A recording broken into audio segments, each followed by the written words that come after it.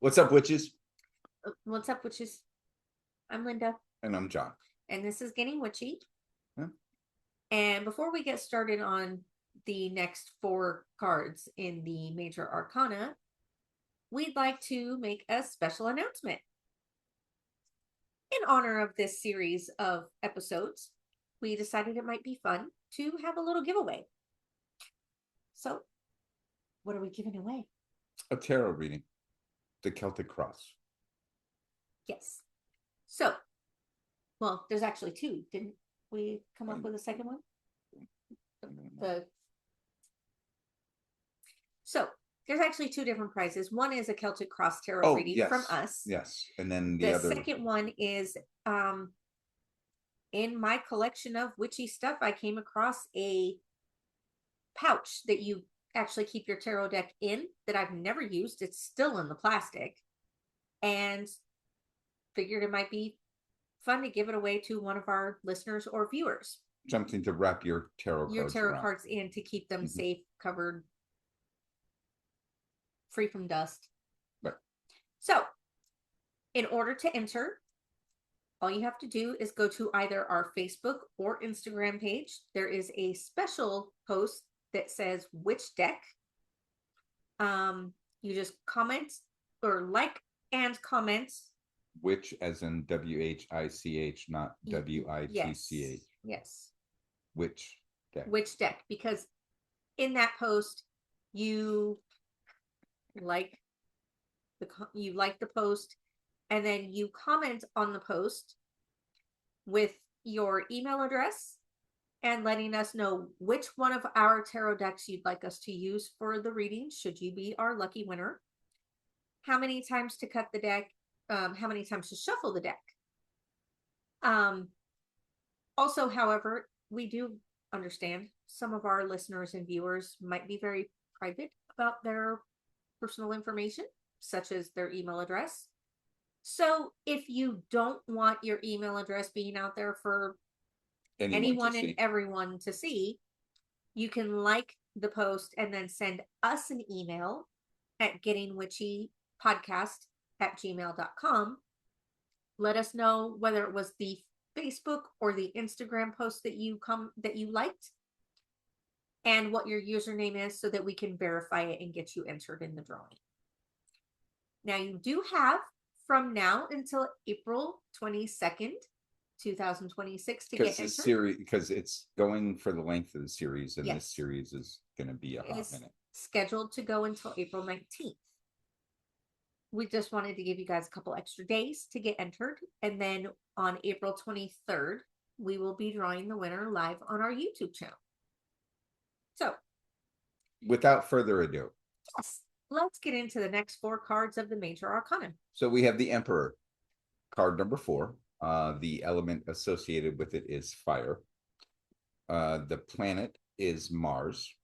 The zodiac sign is Aries, also known as the Ram. In numerology, it's, well, again, the number 4, but it represents stability and structure. The Hebrew letter of He, or He, He, is represented on the card. The primary principle is authority. It's a crowned monarch who sits holding a scepter in one hand and a globe in the other. I'm not sure if you guys can see the globe. I don't see it. It's in this hand over here. I see it. The scepter is in the form of the Cru Ensata, or Crux Ensata, Cruxinsata.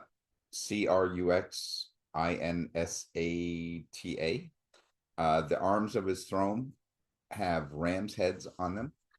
The symbolism, the dark red scarlet robes represent assertiveness. Red represents sexual energy, which often motivates individuals in its drive to express free will. The plate armor represents willingness to defend and protect the throne. his position, his people, and his kingdom. The 4 ram's heads equal 4 major characteristics of the sign of Aries. Individuality, self-protection, or excuse me, self-projection, enterprise, and expression of personal will.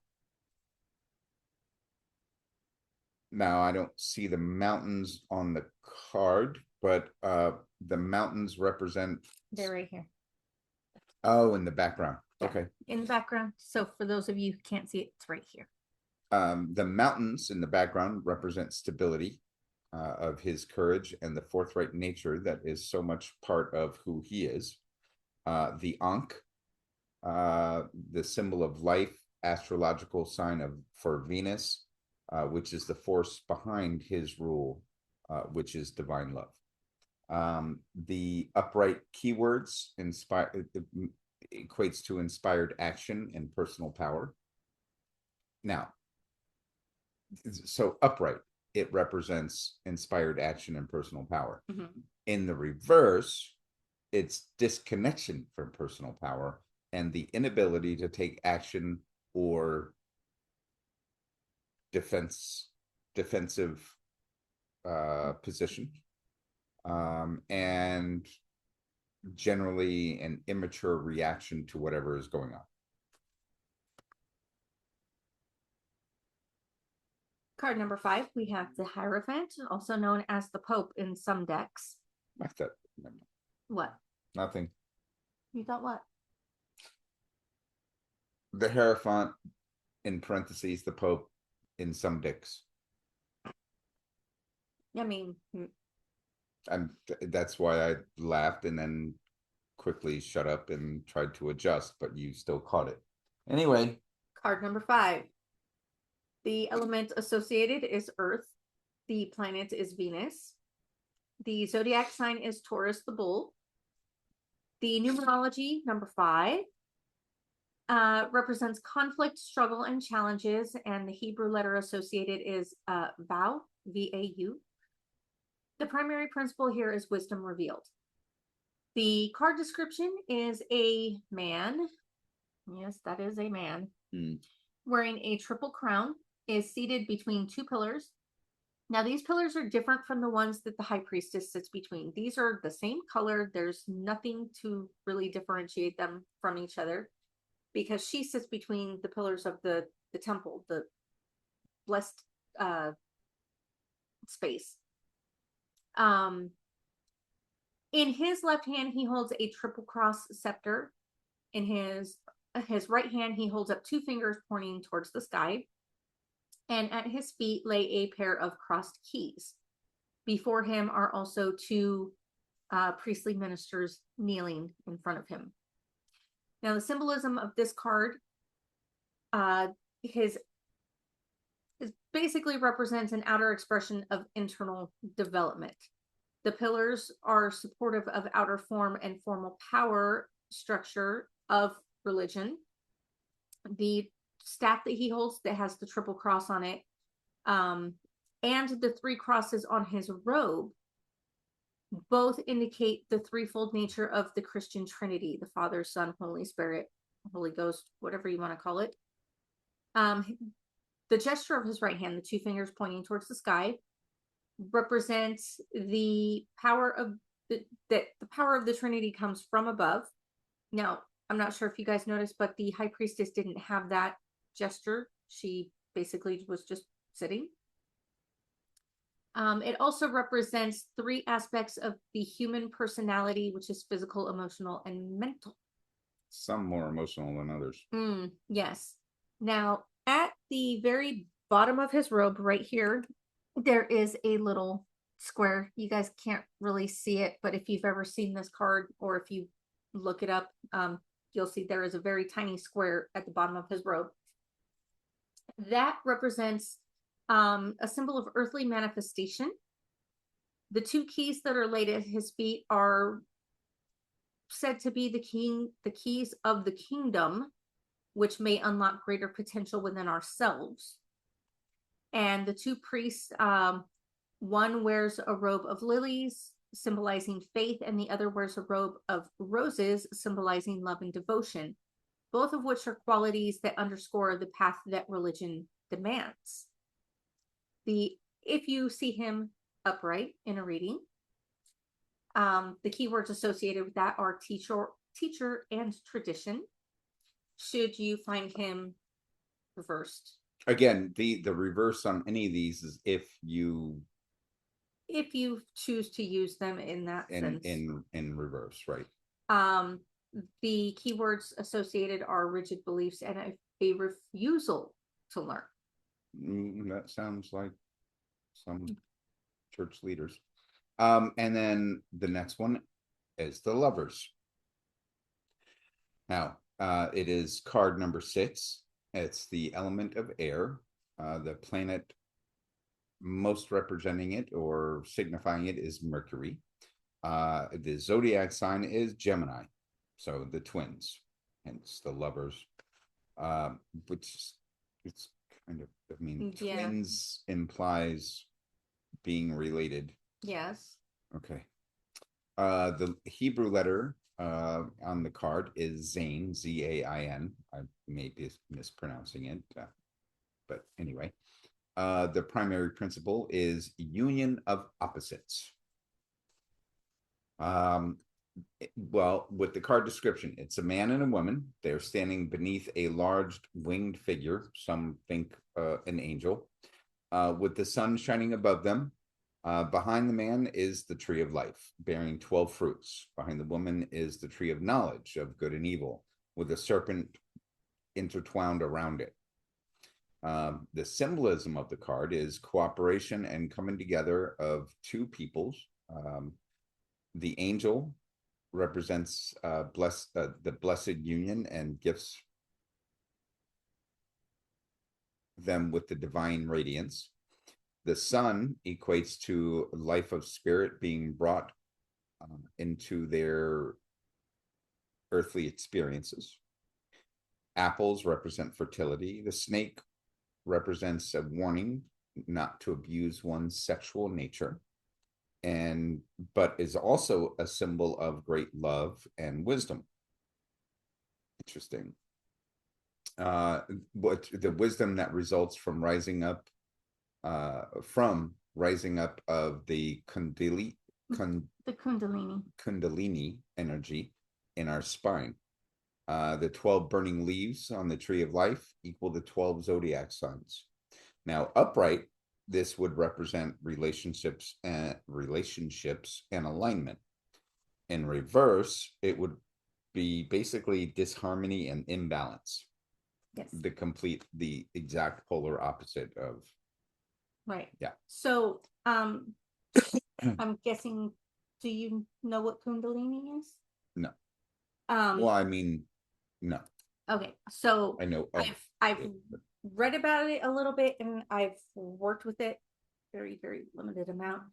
But it's basically when you practice certain types of meditation and yoga, it's the sexual energy that rises and kind of circulates around your body through your spine. Kind of like a DNA strand. Yes. Mm. Yeah. Mm. So, which I think is actually very accurate for this. Mm-hmm. And then, of course, we have card number 7, which is the Chariot. The element associated with this card is water. The celestial body is the moon. The zodiac sign associated is Cancer, the crab. Numerology 7 represents personal growth, planning, and assessing. The Hebrew letter is Heth, Heth, Heth. The primary principle is the use of inner will. Now, if you look at this card, it's a very stately figure, princely figure, who is holding a spear in an armored hand while driving a chariot. His other hand doesn't have a glove or any sort of armor on it. He wears a crown with an 8-pointed star, which in Buddhist doctrine represents the Eightfold Noble Path, which guides us to proper actions. His carriage is drawn by 2 sphinxes. One is black, one is white. The canopy of his carriage is adorned with stars. He has crescent moons on each shoulder, part of his armor. And the breastplate of his armor bears a square, which is a symbol of foundation and is representative of the number 4. The skirt of his armor is adorned with alchemical symbols, and astrological symbols appear on his belt. On the chariot are a pair of wings with the solar circle at the center. So it's these wings right here, solar circle at the center. And then, of course, on the little shield right here, there is what appears to be either a spinning top or a weaving spindle, but it's not in motion, it's standing still. Now, the symbolism of this card, the 8-pointed star on his crown right there at the center, that represents the Eightfold Noble Path in Buddhist doctrine, which guides us to proper actions. The semicircles on his shoulders, the armor right there, represent being protected and influenced by the soul. Now, he himself, as a prince, is a symbol for wisdom of the inner guide.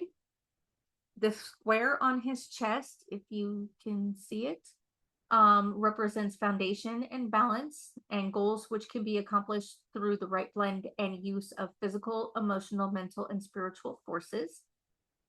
The sphinxes represent an understanding of patterns of nature. The hand that actually wears the armor represents a readiness to go into battle to resolve duality, and his other hand, which is not covered by armor, represents a readiness for peace and harmony. And the wings on the chariot represent a perception by the rational mind of the nature of spirit.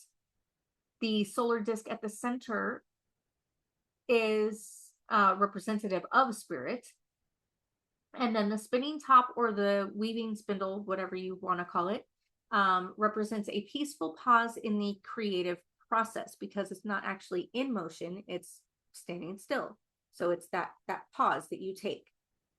When it is found upright in a reading, it is said to represent an inspired action or momentum. Should you find it reversed or upside down, it represents stagnation or the inability to move forward. Yeah, that sounds about right. Yeah. So that is actually all we had for you today. That was the next 4. Yes. Yes.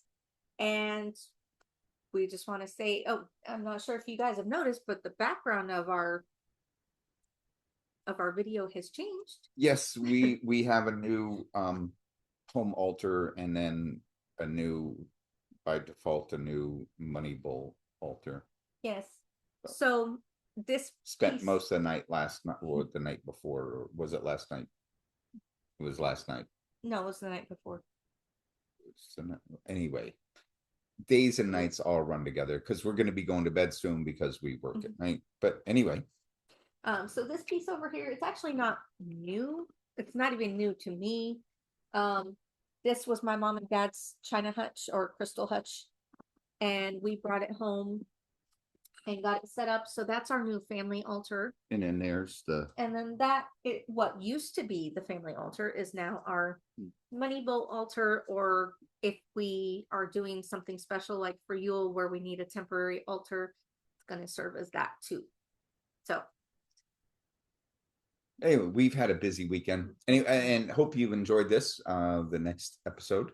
And we will be getting episode number 3 ready shortly. Have an awesome day. Hope you're enjoying this series, and may the force be with you. Peace out, witches. Peace out, witches. We love you. Take care of yourselves. Take care of each other. Can't wait to see you again.